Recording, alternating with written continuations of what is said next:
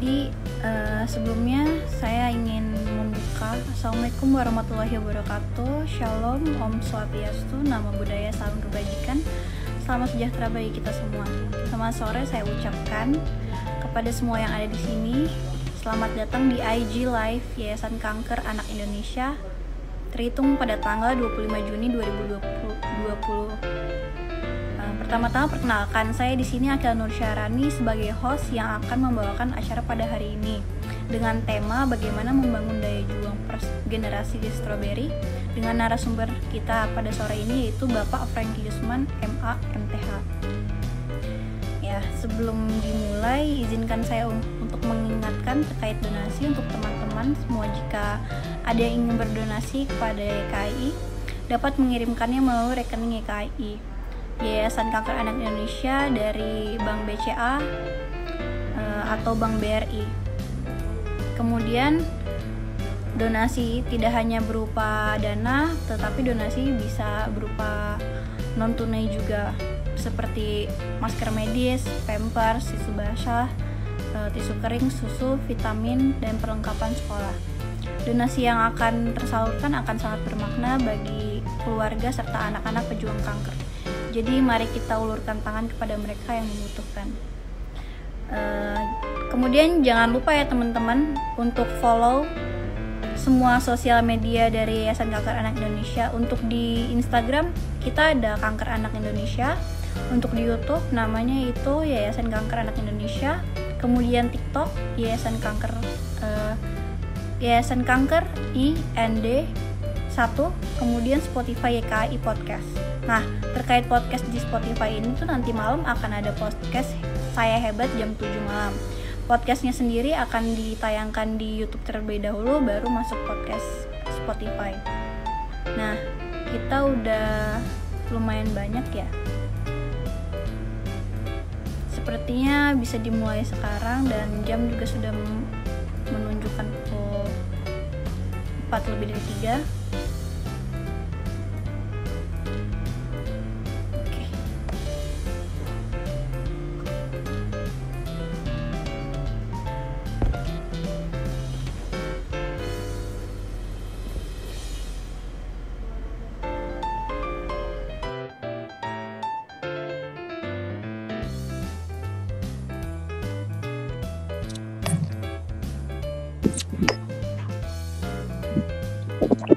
Selamat sore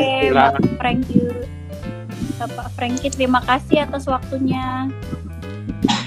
Selamat sore, terima kasih. Iya. Apakah suara saya cukup jelas didengar ya? Sudah jelas Pak. Jelas ya. Oke. Ya, senang sekali sore ini bisa live IG dengan YKI ya. Terima kasih nih atas kesempatan yang diberikan. Terima kasih juga loh Pak mau memberi kita ilmu yang pada penonton teman-teman sore hari ini. Iya. Jadi pada kesempatan kali ini kita akan membahas seputar generasi Strawberry ya Pak. Betul. Ya, jadi sedikit yang saya ketahui bahwa generasi Strawberry ini generasi yang penuh ide cemerlang, kreativitas, namun mereka ada halangan atau mudah menyerah dan gampang sakit hati. Generasi ini menginginkan perubahan yang besar namun menuntut jalan pintas atau instan. Istilah yang saya dapat simpulkan bahwa mereka terlalu disuapi dari dini gitu ya, tidak dilepaskan segitu saja oleh orang tuanya. Nah, selebihnya mungkin mari simak pemaparan dari Bapak Franky yang memiliki kapasitas memang di bidangnya untuk menjelaskan lebih detail terkait tema kita hari ini ya Pak. Bapak ini dari mohon perkenalkan Bapak terlebih dahulu ya. Ya, selamat sore Akila, selamat sore teman-teman semua. Sore ini kita sama-sama belajar ya, kita sama-sama discuss ya. Yang satu topik, bagaimana membangun daya juang generasi Strawberry ya. Saya Franky Yusman dari Yayasan Busur Emas. Jadi kami adalah satu yayasan non-profit ya yang membantu untuk melayani coaching, counseling, dan learning. Jadi pelayanannya ada 3 bidang itu: coaching, counseling, dan learning. Nah, sore ini kita sama-sama belajar satu tema yang saya rasa ini tema yang sangat menarik ya, sangat luar biasa sekali, sangat aktual, sangat up to date, sangat praktis ya. Bagaimana membangun daya juang generasi strawberry ya. Nah, tentu teman-teman semuanya, kita semua pernah dengar nggak istilah generasi strawberry? Akila pernah dengar ya, tadi sudah disampaikan ya. Ya, saya dengar generasi sandwich, generasi strawberry, generasi milenial. Apalagi yang suka makan strawberry ya. Ya, istilah generasi strawberry ini dipopulerkan oleh Profesor Renal Kasali. Ya, kita tahu Renal Kasali ini adalah seorang guru besar ilmu manajemen dari Universitas Indonesia. Jadi beliau mengatakan bahwa generasi strawberry itu adalah generasi yang penuh gagasan kreatif. Wah, ini generasi yang luar biasa ya, tapi mudah menyerah dan gampang sakit hati. Wow. Generasi yang ingin perubahan besar, tapi menuntut jalan pintas dan berbagai kemudahan. Generasi super tapi rapuh. Generasi yang pemalas, naif, bahkan egois. Waduh. Generasi yang mudah terluka, seperti strawberry. Ya, dia digambarkan seperti strawberry itu kan lembut ya, lembut, kalau dipandang enak sekali, kalau dimakan manis, ada sedikit asam ya, rasanya enak ya, tapi sangat lembut, mudah lunak dan mudah hancur. Jadi kalau ditekan dikit sudah hancur. Nah, itu kira-kira gambarannya seperti itu ya. Nah, jadi yang dimaksud generasi strawberry itu, jadi ketika dia menghadapi stres-stres kehidupan ya sehari-hari, mereka mudah terluka, mudah hancur, mudah menyerah. Itu generasi strawberry. Nah, apalagi mereka hidup pada zaman kondisi sekarang ini ya, yang banyak dimanjakan oleh berbagai fasilitas, berbagai keadaan yang membuat mereka hidupnya dipermudah. Nah, siapa itu generasi strawberry? Kira-kira siapa generasi strawberry? Nah, generasi strawberry itu adalah generasi alpha, generasi Z, dan termasuk juga generasi milenial. Nah, apa itu generasi alpha, generasi Z, generasi milenial ya? Nah, generasi alpha itu adalah generasi yang lahir dari tahun 2011 ke atas. Berarti 2011, 12 dan seterusnya sampai hari ini. Ya. Artinya mereka umurnya antara bisa 0 sampai 11 tahun. Generasi alpha ya. Kemudian generasi Z itu adalah mereka yang lahir dari tahun 1996 sampai 2010. Jadi usianya kira-kira pada saat ini adalah 12 tahun sampai dengan 26 tahun. Jadi ya kira-kira lulus SD ya atau SMP kelas 1 sampai mereka yang 26 tahun itu sudah bekerja, sudah berkarya ya. Atau mereka sudah mungkin lulus S2 ya kalau yang mereka kuliah terus. Nah, generasi milenial atau generasi Y atau generasi Y itu adalah mereka yang lahir tahun 1981 sampai 1995. Ini usianya antara 27 tahun saat ini ya sampai lebih kurang sekitar 40 tahun. Nah, ini sebagian kecil generasi milenial masuk dikategorikan sebagai generasi strawberry. Jadi generasi alpha, generasi Z, dan generasi milenial inilah yang dimaksudkan dengan generasi strawberry. Nah, kenapa kita perlu membahas sore ini bagaimana daya juang generasi strawberry? Ini hal yang penting sekali, ya. Karena hari-hari ini banyak orang tua, ya, yang memberikan masukan, atau orang tua yang katakanlah ya dalam tanda kutip mereka mengeluh, kok anak saya itu gampang menyerah, anak saya itu gampang mengeluh, ya, anak saya itu gampang putus asa, ya, anak saya itu gampang ngambek, ya. Dan ini hampir dialami oleh sebagian besar orang tua pada zaman now. Pada saat ini, ya, banyak orang tua punya pergumulan yang sama terhadap generasi anak-anak mereka saat ini yang kita sebut dengan generasi strawberry. Contoh, ya, contohnya. Kalau misalnya ada anak yang baru sedikit batuk, pilek, ya, biasanya mereka, aduh, nggak mau sekolah deh, saya mau istirahat. Nah, orang tua pada zaman sekarang, mereka coba bandingkan kondisi mereka pada zaman mereka dulu. Wah, kalau orang tua zaman sekarang, ketika mereka usia kecil, mereka punya daya juang yang luar biasa. Kalau hanya batuk-batuk, hanya pilek sedikit, nggak apa-apa, kami tetap sekolah. Ini contoh yang kecil saja seperti itu, ya. Nah, ada juga kalau mereka generasi yang sudah mulai bekerja misalnya, ya. Generasi-generasi yang katakanlah mereka yang masuk generasi Z, yang baru lulus kuliah kemudian bekerja, ya. Nah, banyak sekali mereka yang baru sedikit mengalami friksi di kantor, di dalam pekerjaan. Mungkin ada yang sedikit diomelin sama atasannya. Apa yang terjadi biasanya dengan generasi ini? Udahlah, saya keluar aja, saya pindah aja, saya cari pekerjaan lain aja. Banyak yang melakukan, saya nggak cocok.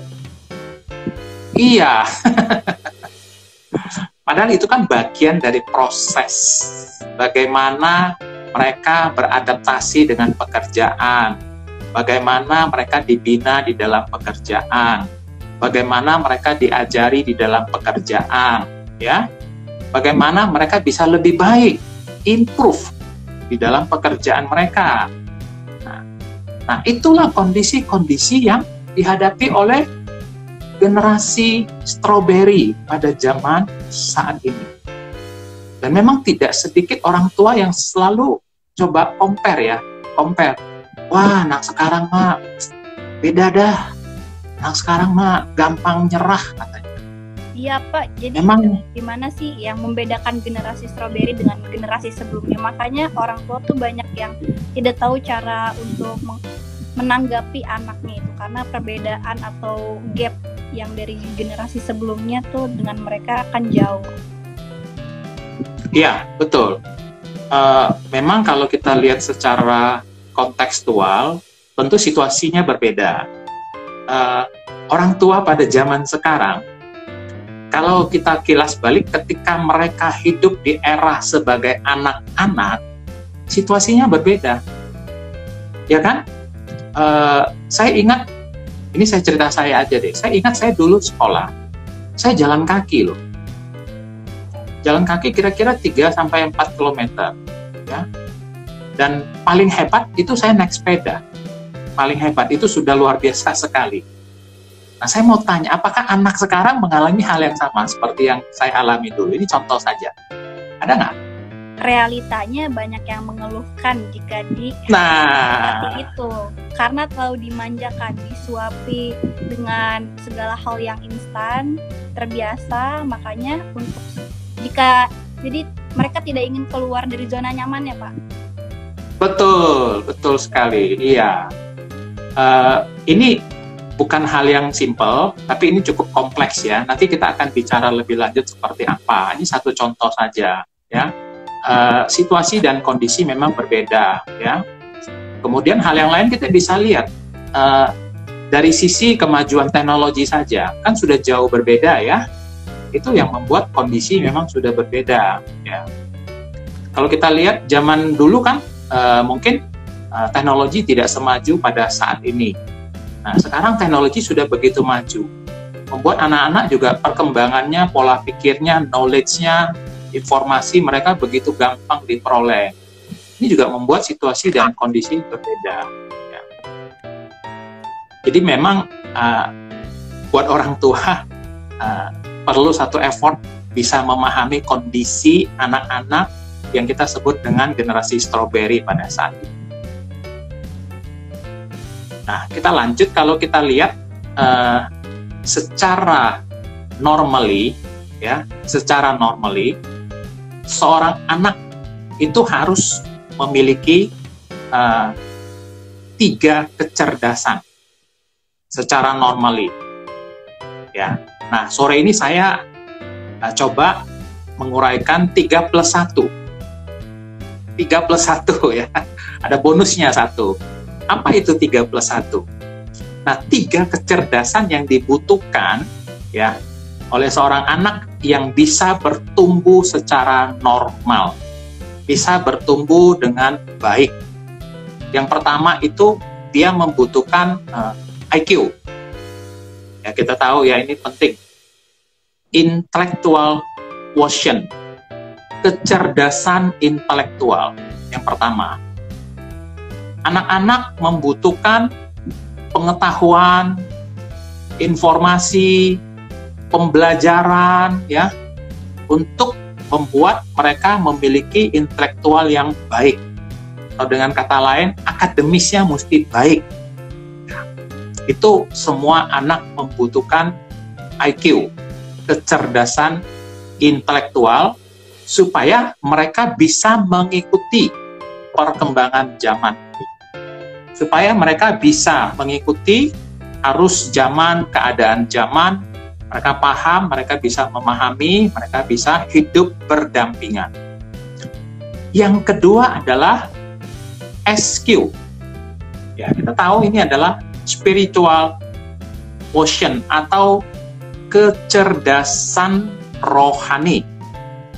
Nah, yang kedua ini maksudnya adalah anak-anak dari kecil mereka perlu diajarkan bagaimana mereka bisa mengenal penciptanya, bagaimana mereka bisa takut akan Tuhan, bagaimana mereka bisa berdoa, bagaimana mereka bisa tahu bahwa ada satu kuasa yang jauh lebih besar yang mereka harus percaya, mereka harus tunduk. Semua ada maksud, ada rencana yang kita sebut dengan Tuhan di dalam kehidupan kita. Itu adalah SQ. SQ ini penting, kenapa? Karena manusia dengan segala keterbatasannya, dia harus membutuhkan Sang Pencipta. Jadi dia membutuhkan kecerdasan rohani. Nah, yang ketiga ini adalah EQ, emotional quotient, atau kecerdasan emosi. Nah, ini yang belakangan ini, beberapa waktu ini seringkali menjadi satu perbincangan yang hangat. Orang boleh sukses, pinter, hebat. Orang boleh jago, orang boleh pintar, ya. Tapi kalau dia tidak memiliki kecerdasan emosi, maka kepintarannya, kehebatannya itu tidak akan bisa berlangsung langgeng. Karena kecerdasan emosi ini sangat penting dan justru dalam porsi yang besar menentukan tingkat keberhasilan seseorang. Ya, bagaimana dia bisa menjaga emosinya ketika dia marah, ketika dia sedih, ya, ketika dia kesel, ketika dia kecewa, bagaimana dia bisa meresponi kritik. Nah, bagaimana dia bisa meresponi? Ya. Bagaimana dia Silakan. bisa menerima omongan orang lain, kritikan orang lain, mendengarkan. Betul. Tidak Betul. menghakimi, ya, bisa Iya. membuka pikirannya gitu, Pak. Iya, apalagi kalau anak dibully. Nah, bagaimana kalau dia dibully? Ya kan? Benar. Kalau dalam banyak kasus anak-anak yang dibully, mereka tidak bisa terima. Mereka mengalami tekanan yang luar biasa, mengalami stres, anak yang dibully, dan Jadi tidak sedikit anak-anak yang dibully. Emosional Ya, betul. itu, apa yang mereka rasakan tidak diungkapkan, jadinya tertahan, emosi meluap, seperti itu. Iya, betul. Ya. Nah, itu penting.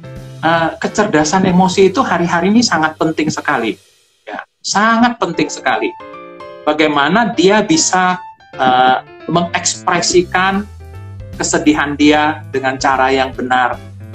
Bagaimana dia bisa meresponi kemarahan dengan cara yang tepat. Itu kecerdasan emosi. Nah, itu bisa dipelajari. Oh, bisa. Ya. Nah, jadi ada 3 kecerdasan yang penting, ya. Tadi pertama adalah intellectual quotient, kedua adalah spiritual quotient, ketiga adalah emotional quotient. Nah, tadi saya katakan apa? +1. 3 plus 1. Ya. Satunya itu adalah, nah, AQ, adversity quotient, kecerdasan menghadapi kesulitan hidup. Atau dengan kata lain, ini adalah kecerdasan daya juang. Jadi problem Ini solving penting. dalam kehidupan mereka itu ada dengan pintasnya. Gitu. Mereka bisa keluar dari setiap masalah yang ada dalam hidup. Betul, betul sekali. Ya, kemudahan hidup zaman ini membuat orang banyak mengalami tekanan. Ya kan? Keluarga yang kecil membuat banyak sekali anak-anak mengalami stressing. Sekolah saat ini banyak membuat anak-anak mengalami beban yang berat. Pekerjaan saat ini kompetisinya luar biasa sekali. Nah, semua kondisi itu membuat mengalami tekanan yang begitu besar. Nah, kecerdasan daya juang ini maksudnya bagaimana dia bisa meresponi dengan baik setiap permasalahan yang dihadapi. Bagaimana mengalami kesulitan, bagaimana sanggup bertahan, bagaimana dia tidak mudah menyerah menghadapi kesulitan hidup. Itu adalah kecerdasan menghadapi kesulitan hidup. Bagaimana dia bisa bertahan di tengah situasi dan kondisi pandemi, itu adalah adversity quotient. Ini yang penting sekali pada hari-hari ini. Makanya sore ini kita bahas bagaimana membangun daya juang generasi strawberry. Kecerdasan daya juang ini bicara ketangguhan. Tangguh ya, tangguh itu artinya tahan menghadapi tantangan. Coba. Bicara bagaimana dia memiliki daya juang yang tinggi ketika mengalami pergumulan hidup. Ya, kalau orang hidupnya senang, nggak masalah, happy dia. Tapi ketika hal yang sebaliknya terjadi, bagaimana dia bisa meresponi dengan baik? Nah, ini yang perlu kita sama-sama pelajari. Kita sama-sama pahami, khususnya sebagai orang tua, hal-hal demikian ini penting sekali akan membentuk daya juang si anak. Kalau pola asuh yang tepat, pola didik yang tepat. Jadi, kecerdasan daya juang ini hari-hari ini sangat penting untuk menjadi satu perhatian dan kesadaran kita bersama. 3 plus 1.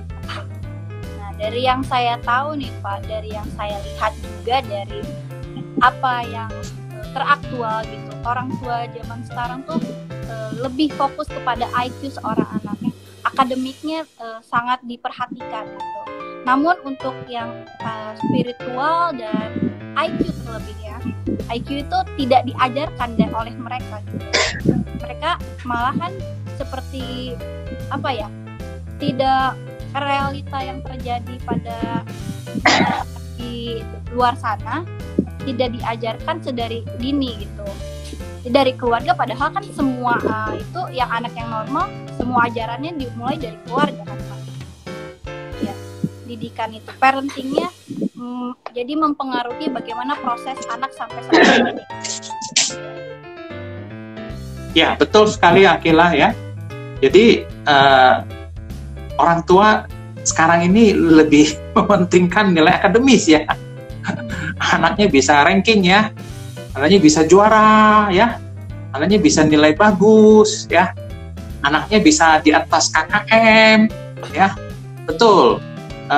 Saya katakan selintas itu tidak masalah, itu fine-fine saja.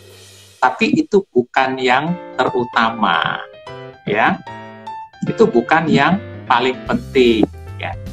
Akademis penting, oh ya penting dong. Namanya kita punya anak sekolah, penting punya nilai akademis yang baik, itu penting. Tetapi jauh lebih daripada itu ya, ada hal-hal yang jauh lebih utama, lebih penting yang harus menjadi perhatian dan kepedulian orang tua ya. Saya katakan begini loh, yang tidak terlihat itu lebih penting dari yang terlihat. Ya, itu saya setuju sekali Pak, benar. Ya. Yang tidak terlihat itu lebih penting dari yang terlihat. Kalau yang terlihat itu contohnya anaknya tumbuhnya makin tinggi, ya. Yang putrinya makin cantik. Secara visualisasi terlihat nyata nih. Ya, itu yang terlihat. Di dalam itu rohani pikirannya nggak tahu. Nah, yang tidak terlihat itu yang jauh lebih penting, ya. Bagaimana membangun emosi yang stabil terhadap anak kita, bagaimana membangun spiritual yang baik, ya, bagaimana menanamkan daya juang yang baik terhadap anak kita sejak mereka kecil, itu jauh lebih penting, yang harus menjadi perhatian dari orang tua pada zaman ini. Ya, oke, kita lanjut ya. Nah, ada 3 tipe orang dalam menghadapi satu tantangan atau daya juangnya. Ada 3 tipe orang ya. Tipe yang pertama itu adalah tipe quitters. Quit. Kalau kita istilah quit itu apa? Keluar ya. Keluar, berhenti. Keluar. Sering kan ada istilah quit. Yang pertama adalah tipe quitters. Quitters ini adalah orang yang mudah menyerah. Orang yang mudah berhenti ketika menghadapi satu pergumulan. Jadi biasanya kalau ada masalah, ya udah deh saya nggak mau. Nah, biasanya kalau ada pergumulan, ya udah stop aja, nggak usah. Kalau ada kesulitan, ya udah mundur aja. Kalau ada masalah, ya udah kita nggak usah aja. Nah, itu tipe yang pertama dalam menghadapi satu pergumulan hidup. Daya juangnya lemah sekali, mudah menyerah, mudah berhenti, ya. Tipe quitters. Yang kedua itu adalah tipe campers. Camp itu apa? Berkemah, ya. Ya, jadi biasa orang naik ke satu perbukitan atau satu tempat, mereka cari, ya, terus mereka berkemah. Tipe campers ini adalah orang yang belum mencapai titik puncak, tapi mereka sudah merasa puas dengan hasil yang dicapai. Jadi biasanya orang seperti ini ya terima saja apa yang sudah dia dapatkan. Dan dia tidak ada usaha untuk bisa bagaimana berjuang lebih baik lagi. Bagaimana bisa mendaki lebih tinggi lagi, ya. Bagaimana bisa menghadapi risiko yang lebih besar lagi supaya dia bisa improve. Nah, tipe campers ini bukan seperti itu. Jadi dia sudah merasa puas dengan apa yang sudah dia peroleh. Jadi dia sudah merasa cukup dengan apa yang dia capai. Nah, dia tidak penting untuk bisa melangkah lebih jauh lagi. Dia tidak perlu untuk bisa lebih baik lagi. Dia tidak perlu merasa, udah cukup lah, yang penting saya naik kelas lah, nggak perlu ranking lah. Nah, itu tipenya campers itu ya. KKM berapa? 70. Udahlah, 70 cukup lah, nggak usah banyak-banyak ya. Tidak menantang dirinya lebih dari itu ya Pak. Tidak keluar ya. Mencoba keluar dari zona nyamannya. Betul. Nah, itu orang yang sudah berada di zona nyaman. Jadi dia sudah istilahnya udah males ya, mau pindah-pindah zona itu udah males, udah enak gitu loh ya. Posisinya udah mantep nih. Jadi dia sudah merasa nyaman di sana dan tidak mau keluar ya. Tuh. Yang ketiga itu adalah tipe climbers. Climb itu artinya apa? Manjat atau mendaki ya. Climbers ini adalah tipe orang yang memiliki daya juang yang tinggi, semangat yang tinggi. Dia akan berusaha bagaimana bisa lebih baik, dia akan berjuang bagaimana bisa mencapai titik puncak, bagaimana bisa menjadi orang yang terbaik, orang yang terhebat di dalam tantangan yang dia hadapi. Dia berusaha untuk terus improve, continuous learning, meningkatkan kualitas, menghadapi tantangan yang lebih tinggi, lebih dan lebih lagi. Jadi typical climbers ini orang yang tidak pernah merasa dia sudah maksimal, tapi dia akan terus berusaha dan berusaha dan berusaha. Nah, kira-kira kita tipe yang mana? Kita tahu jika kita mengenali diri kita lebih baik ya Pak. Terus pertanyaannya nih, yang membuat daya juang seorang anak lemah itu apa ya? Penyebabnya? Faktor apa Pak? Oke, apa yang menyebabkan daya juang anak itu lemah ya? Nah, itu ada 3 sisi yang bisa kita lihat ya, yang membuat daya juang anak itu lemah. Kita bisa lihat dari kondisi zaman saat ini, kemudian kita bisa lihat dari kondisi anak, dan kita bisa lihat dari kondisi orang tua. Coba kita lihat dari 3 hal ini ya. Kondisi zaman ya. Kita tahulah bahwa zaman pasti berbeda, orang tua pada saat dia jadi anak sama anak-anak pada zaman ini pasti sudah jauh sekali berbeda. Nah, kondisi zaman hidup anak saat ini itu mereka diliputi oleh berbagai kemudahan, kemajuan teknologi, ya kan? Semua ilmu pengetahuan, semua informasi itu begitu mudah didapatkan, ya. 10 tahun, 20 tahun lalu orang tidak pernah berpikir bagaimana belanja online. Orang nggak pernah pikir loh. Duduk-duduk, tidur-tidur di rumah, ya. Cukup tekan HP kita, gadget kita, barang datang. Berapa jam kemudian atau besoknya atau lusa, barang datang. Ya, nggak perlu bawa duit lagi, ya, gampang sekali. Nah, kondisi zaman itu yang sedang dijalani oleh anak-anak generasi strawberry saat ini, kemudahan, ya, membuat mereka mager. Apa itu mager? Malas bergerak. Jadi udah malas bergerak. Iya. Ya otomatis. Iya, otomatis kan daya juang mereka ya pasti turun, pasti rendah sekali. Ya, kemudian juga sosial media, ya, itu juga membuat anak-anak zaman now ini sekarang mereka begitu mudahnya interaksi, begitu mudahnya mengalami komunikasi secara non personal melalui dunia maya. Nah, kondisi-kondisi itulah memberi andil bahwa gaya hidup itu membuat daya juang generasi strawberry itu jadi rendah pada saat ini. Belum lagi kalau kita lihat rata-rata sekarang keluarga itu kan keluarga kecil ya. Iya. Kalau dulu kan ada anaknya berapa? 5, berapa? 10. Itu biasa. Iya. Kalau sekarang kan 1, 2 ya. 3 ya. Nah, itulah beberapa kondisi yang memang secara langsung maupun tidak langsung membentuk daya juang anak sekarang itu lemah. Nah, kalau kita lihat dari kondisi anak, ya, kondisi anak ya pada saat ini, mereka hidup di zaman yang serba instan.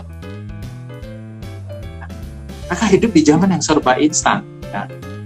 Jadi banyak seminar saat ini bagaimana cara cepat jadi kaya, betul ya? bagaimana menjadi crazy rich katanya. Wah, ya, ataunya uangnya sudah diinvest nggak kembali. Bagaimana bisa meningkatkan penjualan 2000% dalam waktu 3 bulan. Nah, itu kondisi anak-anak sekarang, mereka dicekoki oleh konsep-konsep yang bersifat instan, memberi kemudahan, membuat mereka begitu cepat dan gampang merasa menjadi orang sukses. Itu otomatis membuat mereka punya daya juang rendah sekali. Ngapain kita kerja-kerja? Sekarang kerja dari rumah aja. Bisa bangun siang, pakai laptop, bisa ngopi di rumah, ya makan enak. Gaji gede. Nah, itu yang terjadi kan? Nah, startup sekarang kan carinya generasi milenial yang mereka bisa kerja dari manapun. Itu kondisi yang dihadapi oleh anak zaman now, ya. Nah, kemudian satu kondisi yang banyak terjadi, anak-anak itu tidak diajarkan hidup mandiri. Nah, ini juga membuat daya juang anak kita itu tidak begitu kuat. Anak tidak diajarkan hidup mandiri. Bagaimana anak-anak itu bisa bertahan menghadapi kesulitan, tantangan, keterbatasan, ya. Nah, itu yang kurang diajarkan. Nah, begitu juga dampak dari media sosial sekarang ini. Ya, kita tahu semua generasi strawberry punya medsos yang luar biasa, ya. Coba kalau mereka mengisi konten di medsos mereka, coba kalau nggak di-like bagaimana respon? Kecewa? Mereka merasa kecewa, mereka merasa dirinya value-nya kurang, Pak. Nah, kalau temennya nggak komen bagaimana? Ayo. Nah, ya, itu kondisi-kondisi yang membuat anak-anak zaman now ini memang memiliki daya juang yang lemah. Nah, ketiga kita lihat dari sisi orang tua. Ya, kita lihat dari sisi orang tua. Nah, orang tua pada zaman ini mereka adalah menjadi orang tua yang sibuk. Orang tua yang banyak sekali acaranya, banyak kegiatannya, banyak jadwalnya, ya. Kita tahu misalnya mereka yang punya bisnis, waktu mereka habis di bisnis mereka yang punya pekerjaan, pulangnya malam dan sebagainya, ya. Nah, mereka yang tidak bekerja pun juga banyak acara, ya, kumpul sana, kumpul sini, hobi ini, hobi itu, ya. Saya punya teman hanya urusan naik sepeda, ya pergi ke Bali, hanya urusan naik sepeda, sampai keluar kota, lari maraton sampai keluar kota, ya. Iya. Ada yang sampai keluar negeri hanya karena hobi. Iya. Iya. Nah, kondisi itu membuat banyak orang tua punya keterbatasan waktu dengan anaknya. Bagaimana orang tua bisa mengasuh anaknya dengan baik kalau mereka tidak memiliki waktu yang cukup? Mereka tidak memiliki waktu yang berkualitas. Bagaimana mereka bisa memiliki interaksi yang baik? Bagaimana bisa berkomunikasi yang baik? Karena zaman sekarang, sebagian besar orang tua itu punya kesibukan yang besar sekali, luar biasa sekali, dengan pekerjaan, dengan bisnis, dengan hobi mereka. Dengan kata lain, ya, orang tua kurang memiliki kapasitas yang baik untuk mengasuh anaknya. Sehingga ini yang menimbulkan anak-anak zaman now ini mereka punya daya juang yang lemah. Karena pola asuh orang tua itu sangat penting. Sangat-sangat penting sekali di dalam membentuk daya juang si anak tersebut. Nah, ketiga faktor inilah yang menyebabkan daya juang anak pada zaman sekarang ini lemah.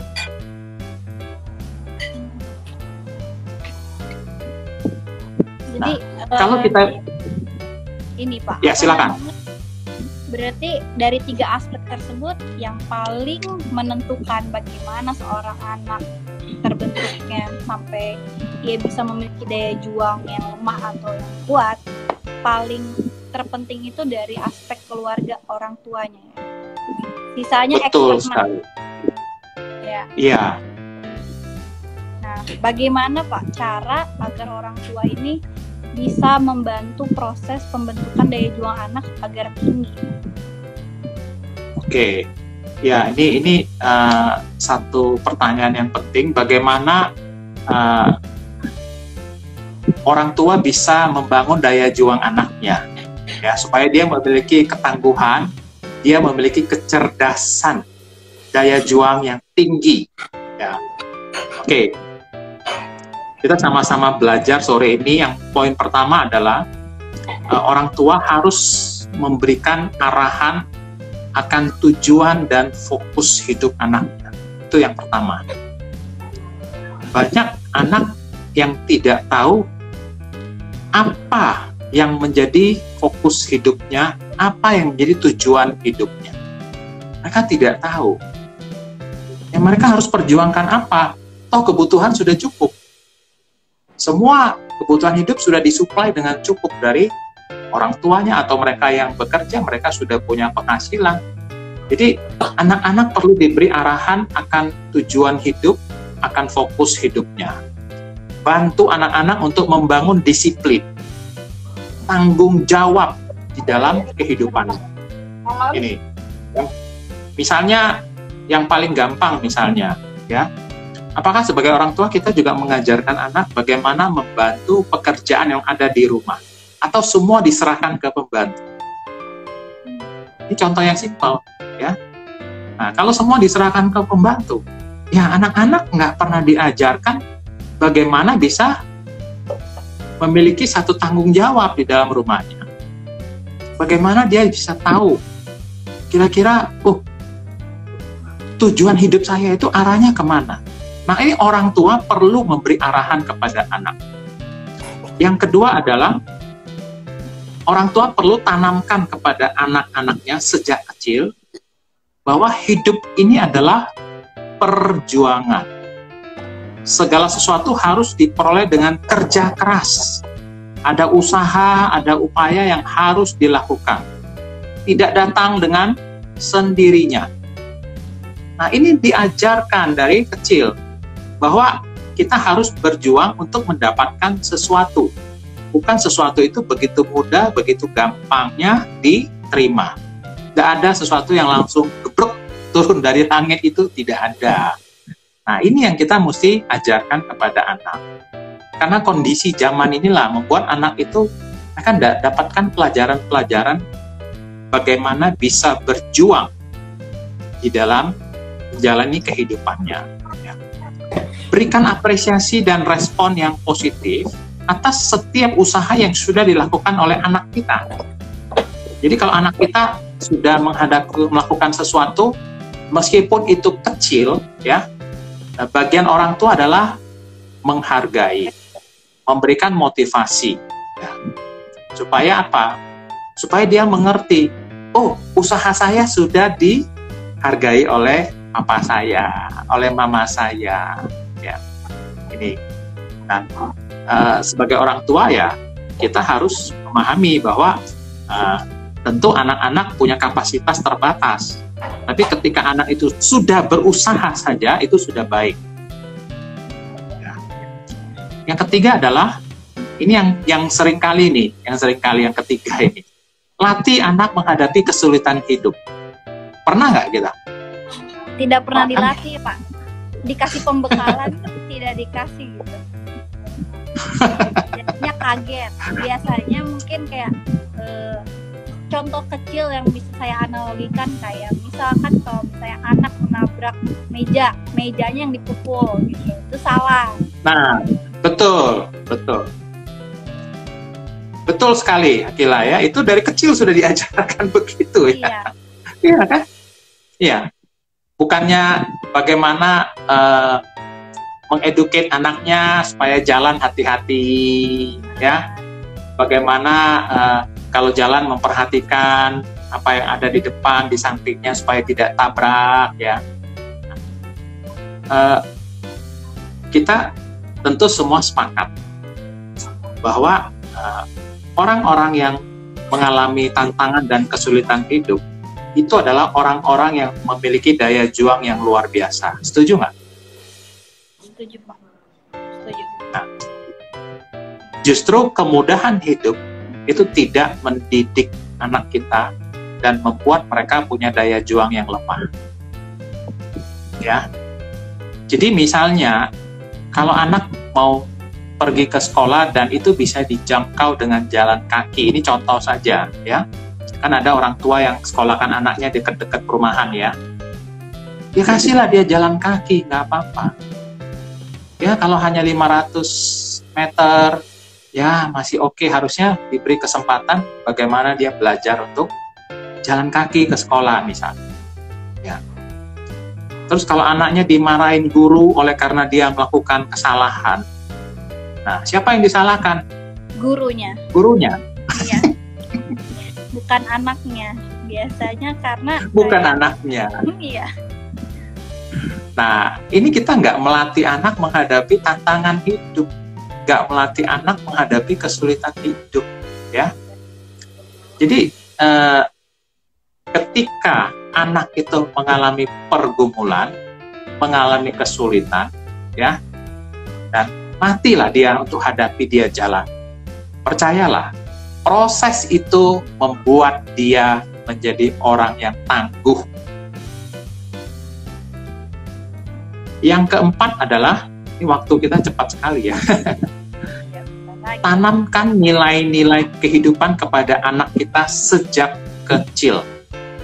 Tanamkan nilai-nilai kehidupan kepada anak kita sejak kecil. Berikan motivasi dan dukungan atas usaha anak kita. Jadi mulai dari kecil tanamkan. Nah, jujur itu penting. Jujur memang tidak enak, tetapi itu jauh lebih penting buat kamu.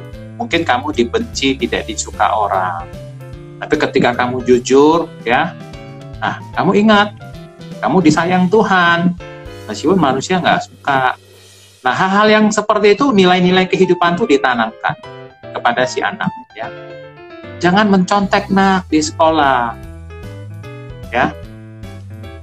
Kalau kamu dapat nilai 60, tapi kamu tidak dicontek, papa bangga.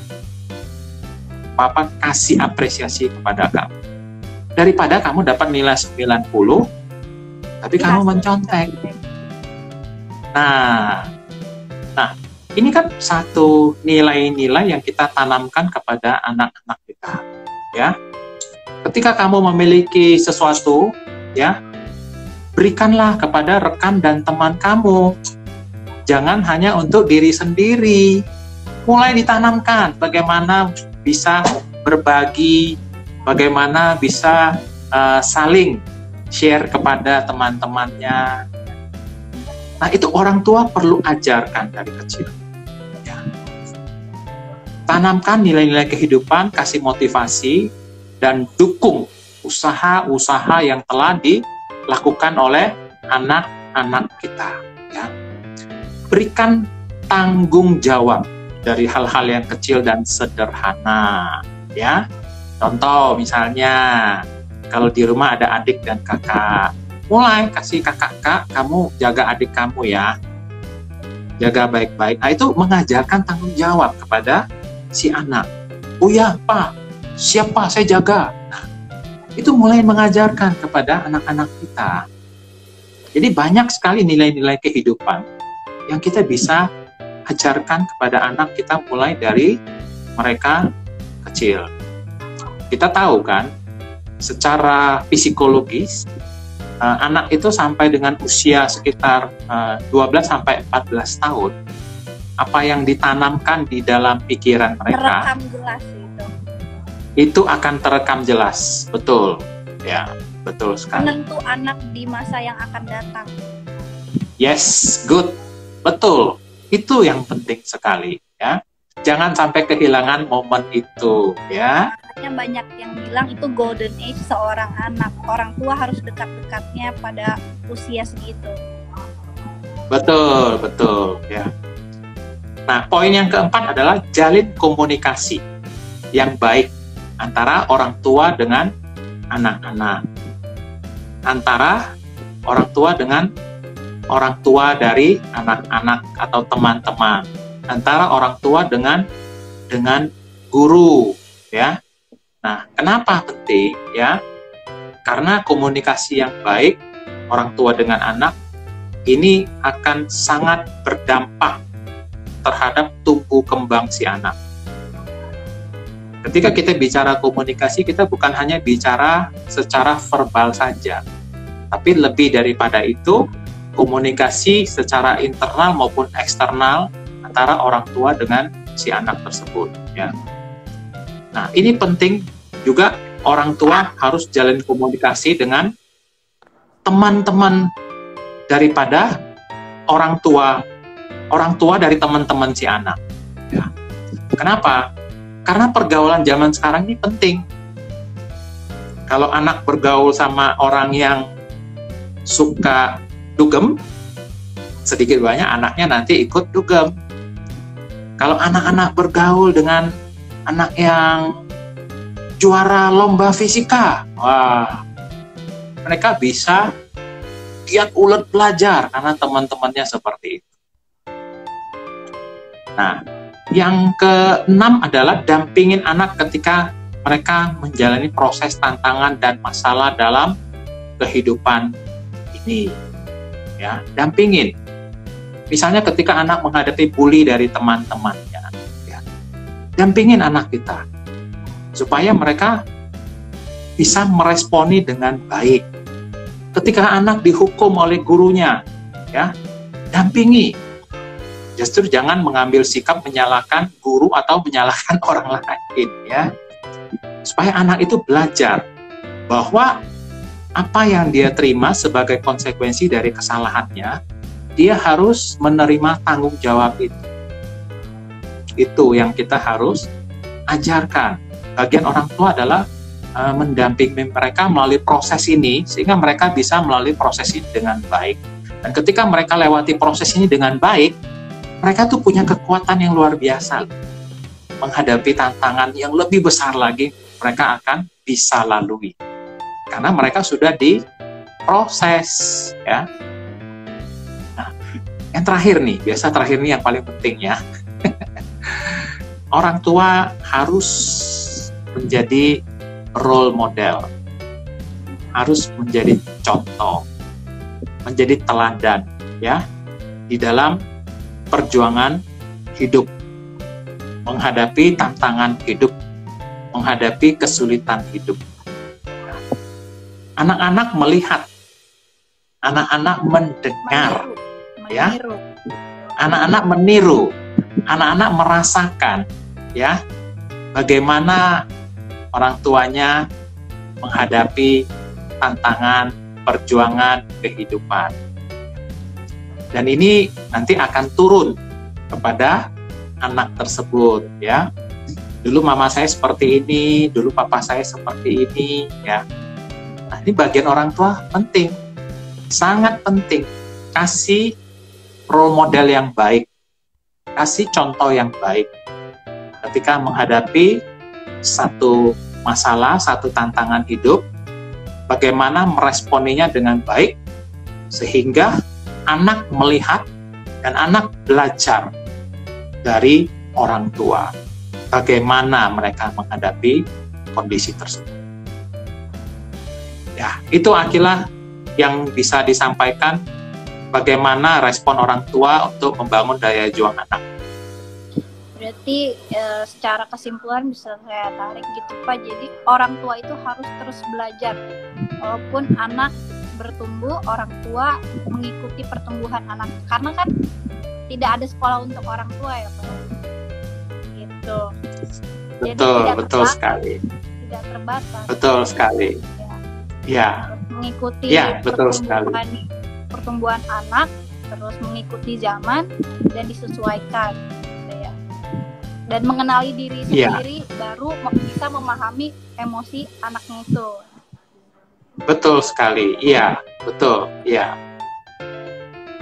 Tapi Kan tidak ada sekolah jadi orang tua ya. Iya. Tapi zaman sekarang banyak yang kurang memperhatikan pola asuh anak yang benar itu bagaimana. Mereka hanya meneruskan apa yang zaman dulu orang tuanya ajarkan kepada mereka gitu. Iya, betul. Padahal zaman sekarang kan kita bisa belajar begitu luas ya. Banyak dari sekali media sosial. Iya. Parenting kayak berhubungan dengan mental health gitu Pak ya. Sekarang mental Oh health ya, betul. kaitan sekali. Betul. Dan komunikasi ke orang tua dengan anak itu yang realitanya sekarang banyak anak yang tidak dekat dengan orang tuanya. Komunikasinya kurang terjalin baik. Mereka lebih nyaman dengan teman atau orang lain di luar keluarga gitu kan. Betul, ya. Nah, karena mereka takut Ya, itu untuk ya. menyuarakan pendapatnya. Karena orang tua biasanya tidak mendengarkan. Ya. Tapi orang tua hanya istilahnya mereka menuntut.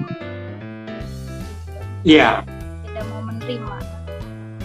Iya, betul. Sepertinya kita akan buka sesi pertanyaan ya, Q&A. Untuk teman-teman di sini yang ingin bertanya kepada Bapak Franky bisa dipersilakan. Kalau misalnya ada yang ingin bertanya langsung di kolom komen ya. Iya, silakan bisa add a comment itu ya, bisa diketik di sana ya. Iya.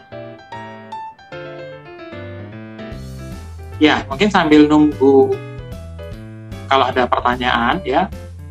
Nah, kita tahu semua orang tua kan sayang sama anak ya.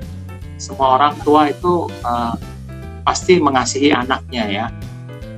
Nah, tapi saya seringkali memakai istilah begini, kita boleh mengasihi anak kita, tapi jangan sampai mengasihani anak kita.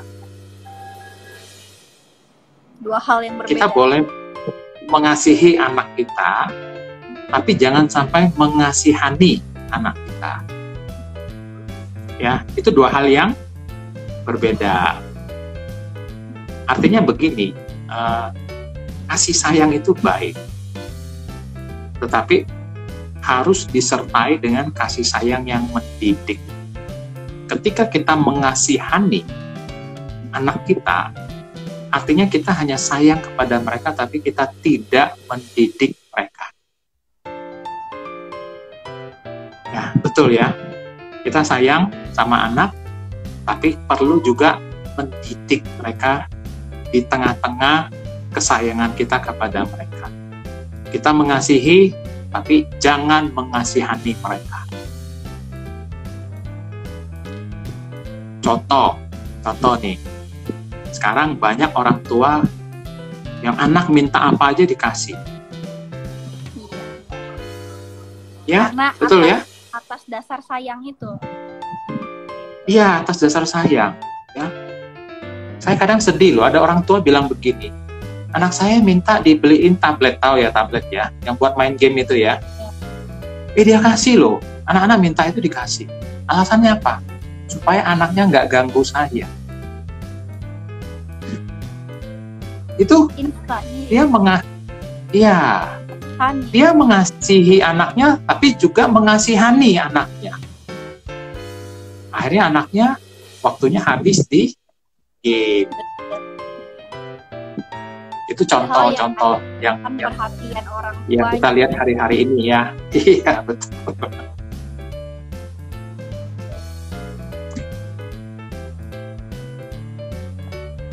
Ya, silakan Akila, ada pertanyaan yang masuk atau? Belum ada pertanyaan masuk, Pak. Oke. Untuk teman-teman yang ingin bertanya, sekali lagi bisa langsung diketik aja di kolom komentar.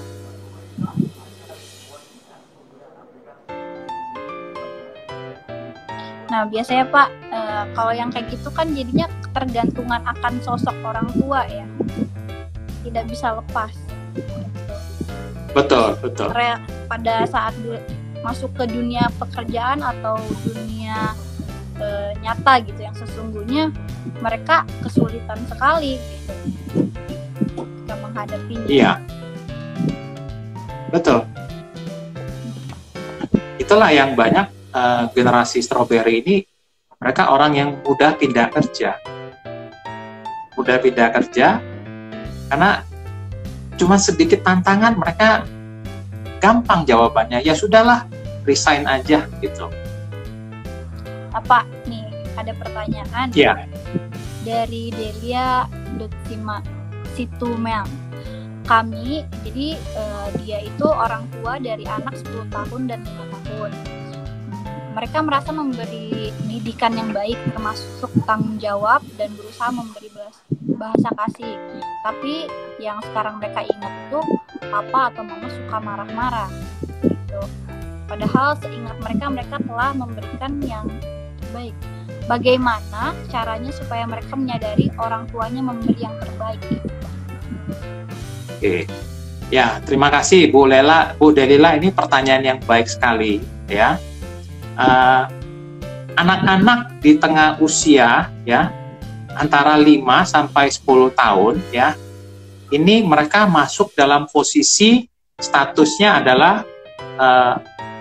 tunas remaja, satu lagi itu sudah masuk di remaja awal 10 tahun ya.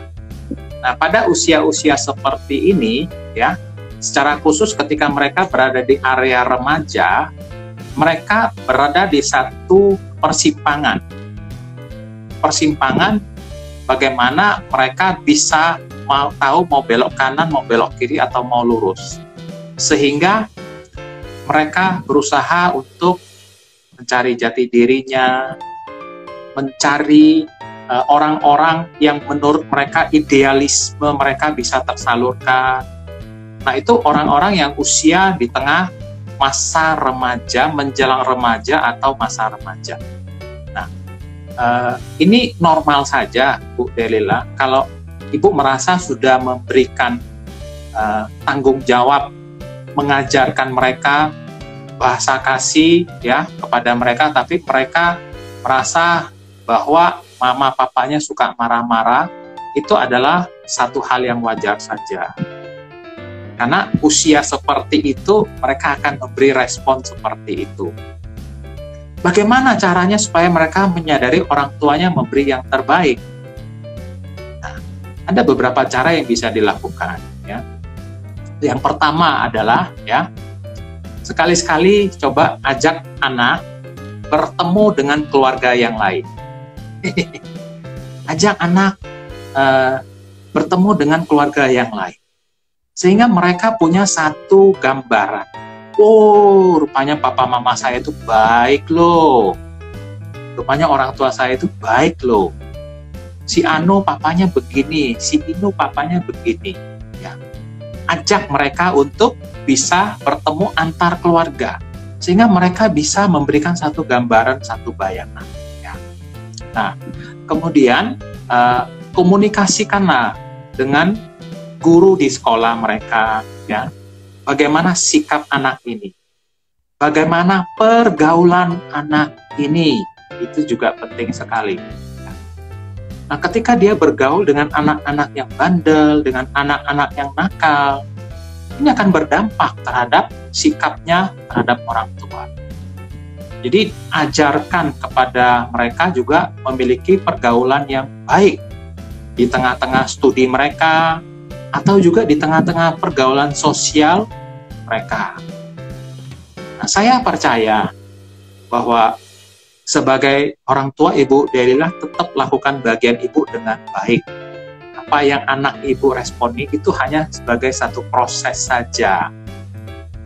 Supaya anak itu makin hari dia semakin mengerti akan kebaikan dan kasih dari orang tuanya.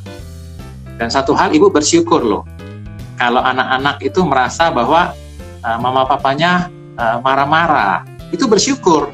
Artinya apa? Anak itu merasakan komunikasi dan respon dari orang tuanya. Sehingga itu reaksi yang dia berikan.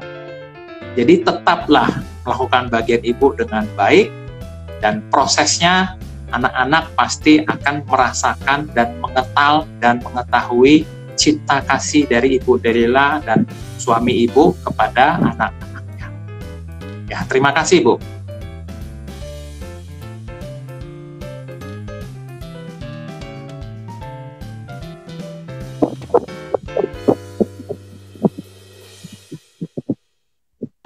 Ya, silakan Akila, ada lagi?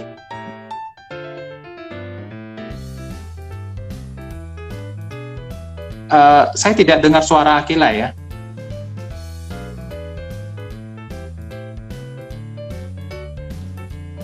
Belum ada, Pak. Oh, iya. Ya, oke, suaranya jelas ya. Oke, baik. Untuk teman-teman yang ingin bertanya kepada Bapak Franky, dipersilakan ya langsung di kolom komentar. Terima kasih kepada Ibu Delila yang sudah bertanya.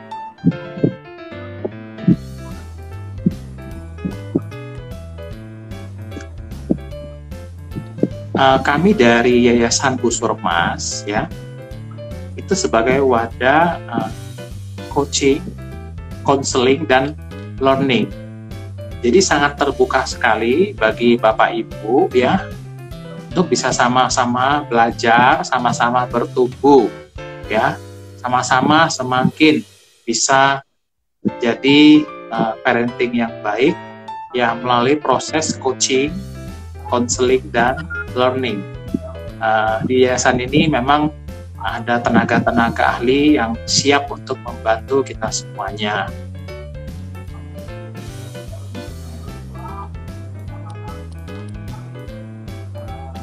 Kita mau nunggu penanya lainnya atau bagaimana, Pak?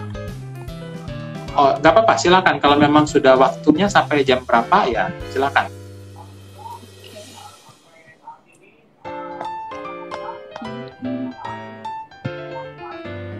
Mungkin sudah ya, cukup ya. Oke. Pak Franky, semuanya sudah jelas gitu. Terima kasih banyak Pak Franky atas waktunya. Mohon maaf apabila ada salah kata atau penyampaian yang kurang baik gitu, Pak. Jadi di sini Bapak Franky sebagai pemateri dan juga sahabat YKAI ya, Pak. Gitu. Terima kasih Akila ya, sudah diberi kesempatan sama-sama belajar sore ini. Terima kasih sahabat YKAI ya. Kita semua sama-sama bertumbuh, kita semua sama-sama belajar, kita semua sama-sama berproses ya, menjadi yang lebih baik. Terus meningkatkan diri ya. Karena kalau misalnya kita tidak belajar dan belajar, kita berpacu dengan zaman yang semakin maju gitu. Ya. Oke, tidak ada penanya lagi. Bapak, kalau begitu terima kasih ya. Udah. Terima kasih. Ya. Terima kasih. Ya. Berarti Ibu Delila mendapatkan hadiah dari Wardah, nanti akan saya kontak langsung ya Ibu. Selebihnya saya ingin mengucapkan terima kasih kepada sponsor yaitu Wardah, Inspiration dan PT Saras Subur Abadi dengan produknya Kupang Ejusiang. Terima kasih. Ya, terima kasih Ibu Evelyn ya yang sudah mengucapkan terima kasih. Terima kasih Ibu Evelyn sudah hadir di live IG ini. Mungkin Ibu terima Evelyn kasih. ingin bertanya kepada Bapak Franky sebelum Bapak Franky keluar.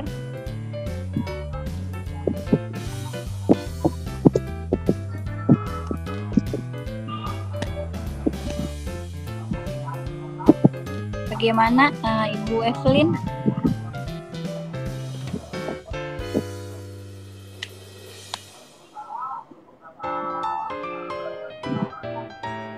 Itu tidak ada respon ya. Kalau begitu. Oke, terima kasih.